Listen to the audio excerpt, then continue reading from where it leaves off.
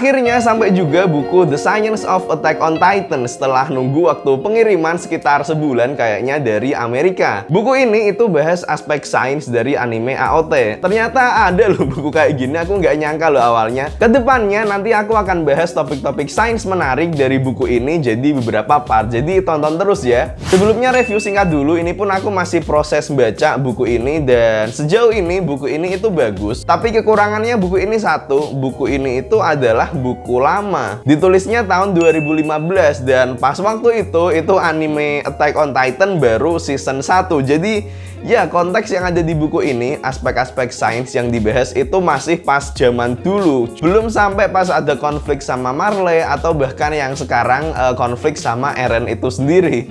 Masih jauh, tapi walaupun kayak gitu masih tetap ada banyak aspek-aspek yang bisa kita ulik dan menarik dari buku ini. Kali ini kita akan bahas topik yang pertama tentang kemampuan regenerasi Titan. Tentang kenapa sih Titan itu bisa pulih dengan cepat ketika dia dapat luka atau serangan. Dan yang kedua itu kita akan bahas soal mindless Titan atau abnormal Titan. Kenapa sih mereka itu kayak gitu?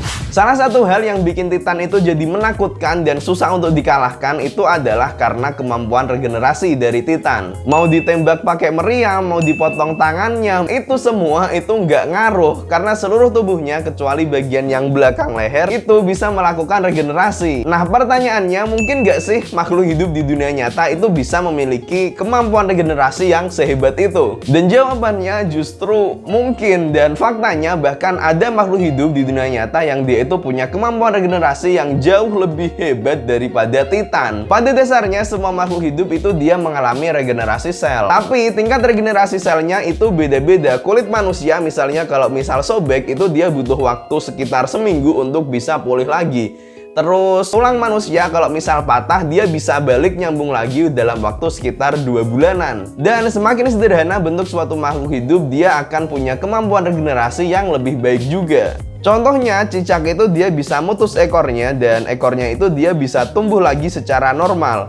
Manusia itu nggak bisa kayak gitu. Misal tangannya diputus terus tumbuh lagi tangannya sampai full. Dan untuk lihat makhluk hidup yang punya kemampuan regenerasi yang jauh lebih hebat dari itu semua, kita perlu lihat bentuk makhluk hidup yang lebih sederhana lagi. Namanya adalah cacing planaria atau cacing pipih. Cacing planaria ini dia strukturnya sederhana banget dan kemampuan regenerasinya adalah yang terhebat di dunia.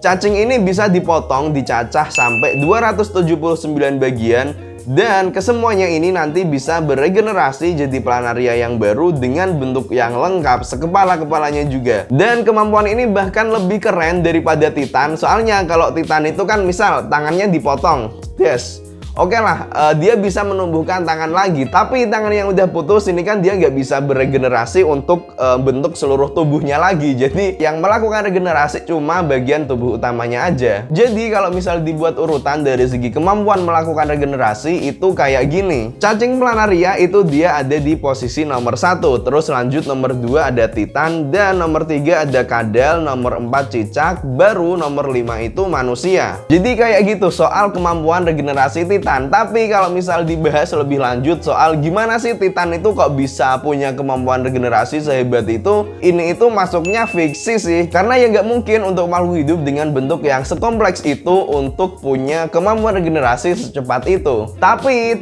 nih ya, kalau misal disambung-sambungin, ini nanti bisa nyambung ke asal-usul adanya Titan, yaitu si parasit. Yang ini aslinya itu adalah Hallucigenia.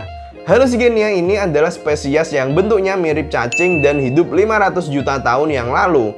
Cacing Hallucigenia ini adalah nenek moyang dari cacing-cacing modern, dan mungkin aja ini ada hubungannya dengan cacing planaria. Dan kalau emang ada hubungannya antara cacing Hallucigenia dan cacing planaria ini, bisa jadi ya si parasit ini itu dia punya kemampuan regenerasi juga. Dan kemampuan regenerasi inilah yang kemudian diturunkan pada Titan. Makanya Titan itu dia bisa punya kemampuan regenerasi yang gila, karena kalau ditelusuri asal-usulnya dia itu nyambung ke spesies cacing yang punya kemampuan regenerasi yang emang hebat. Kayak gitu teman-teman. Kemudian lanjut ke poin kedua soal mindless Titan atau abnormal Titan. Seperti yang kita tahu sebelumnya, Titan itu punya kemampuan regenerasi yang sangat hebat. Tapi masalahnya justru kemampuan regenerasi yang hebat ini justru bisa jadi kekurangan bagi Titan. Manusia itu juga dia punya kemampuan regenerasi, tapi kemampuannya itu terbatas baik itu dari segi waktu, dan selain itu juga terbatas dari bagian organ yang bisa melakukan regenerasi. Ada beberapa bagian tubuh tertentu dari manusia yang itu nggak bisa melakukan regenerasi. Contohnya adalah sel neuron atau sel otak. Dan hal ini justru bagus karena misalkan sel neuron otak itu dia melakukan regenerasi terus-menerus, ya efeknya kita jadi nggak punya ingatan. Tapi kan alhamdulillahnya sel neuron otak manusia itu secara efektif nggak mengalami regenerasi lagi sejak kita lahir. Dan karena itulah kita manusia itu jadi punya ingatan. Nah, hal sebaliknya justru terjadi pada Titan. Titan itu dia terus mengalami regenerasi, dan mungkin juga bagian sel otaknya, sel neuron otak itu juga mengalami regenerasi. Karena faktanya ketika misalkan kepalanya dipotong, itu pun kepalanya bisa tumbuh lagi jadi normal. Jadi kan termasuk sel otaknya ini dia melakukan regenerasi. Dan akibat logis dari hal ini adalah bahwa si Titan ini jadinya akan nggak punya ingatan tetap. Karena sel otaknya ini terus berubah dan jadinya mereka cuma beraktivitas murni dengan insting aja, nggak punya memori mereka. Dan inilah yang jadi alasan kenapa Titan abnormal atau mindless Titan itu jadinya kayak gitu itu, kayak nggak jelas gitu. Geraknya aja itu nggak jelas, terus aktivitasnya juga nggak tentu. Ya wajar karena emang mereka itu nggak punya memori. Beda lagi kalau kita ngomongin Titan yang itu kepunyaannya Titan Shifter, karena otaknya itu dia tetap ada di otak manusia. Jadi dia bisa tetap punya ingatan dan bisa mengendalikan bentuk Titannya. Baik, itu dulu teman-teman, cukup singkat karena aku pun sebenarnya masih proses baca buku ini. Nanti kalau ada pembahasan sains yang menarik lagi, aku akan bahas lagi di video selanjutnya, termasuk pembahasan soal 3D manuver gear dan senjata yang dipakai oleh para survei corps. Terima kasih bisa bantu like video ini. Sampai jumpa di video selanjutnya. Dadah.